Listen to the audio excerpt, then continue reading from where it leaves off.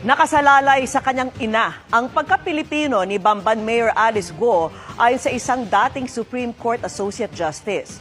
Nakasaad kasi sa 1987 Constitution na kailangang Pilipino ang nanay o tatay ng isang tao para maging Filipino citizen. Ang sagot ng kampo ni Guo sa pagtutok ni Joseph Moro. Ako po isang Filipino. Is this mayor a Chinese spy? Pilipino o espiya ng China? Yan ang tanong na umiikot matapos ang tila hindi malinaw na pinagmulan ni Bamban Mayor Alice Guo. Sa konstitusyon nakasaad kung sino ang maituturing ng mga Pilipino.